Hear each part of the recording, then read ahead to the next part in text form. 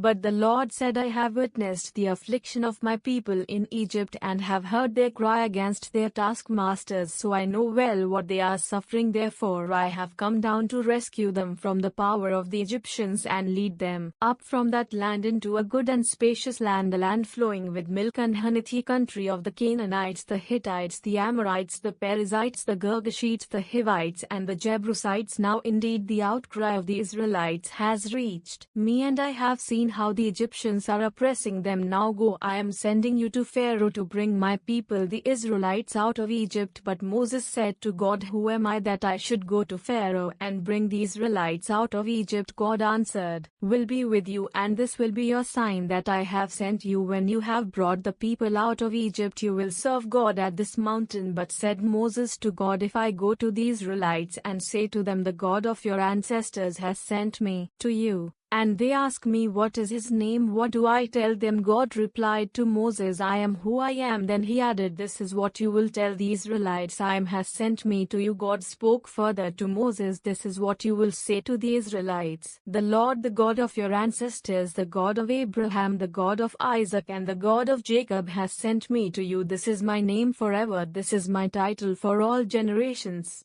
Go and gather the elders of the Israelites and tell them, the Lord, the God of your ancestors, the God of Abraham, Isaac, and Jacob, has appeared to me and said, I have observed you and what is being done to you in Egypt. So I have decided to lead you up out of your affliction in Egypt into the land of the Canaanites, the Hittites, the Amorites, the Perizzites, the Girgashites, the Hivites, and the Jebusites, a land flowing with milk and honey. They will listen to you.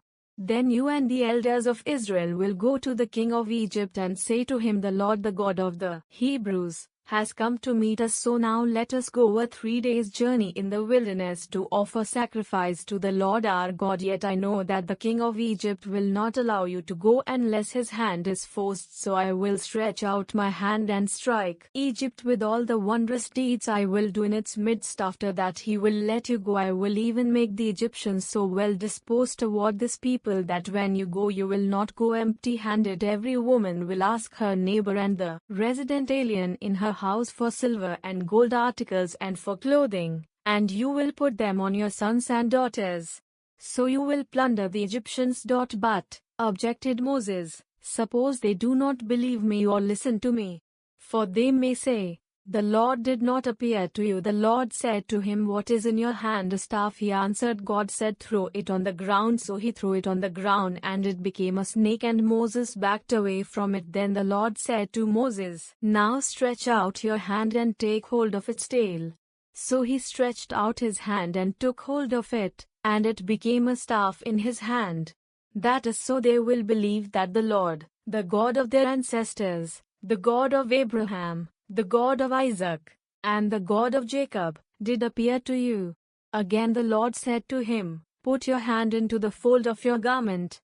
So he put his hand into the fold of his garment, and when he drew it out, there was his hand covered with scales, like snowflakes. Then God said, put your hand back into the fold of your garment. So he put his hand back into the fold of his garment, and when he drew it out, there it was again like his own flesh. If they do not believe you or pay attention to the message of the first sign, they should believe the message of the second sign. And if they do not believe even these 2 signs and do not listen to you, take some water from the Nile and pour it on the dry land.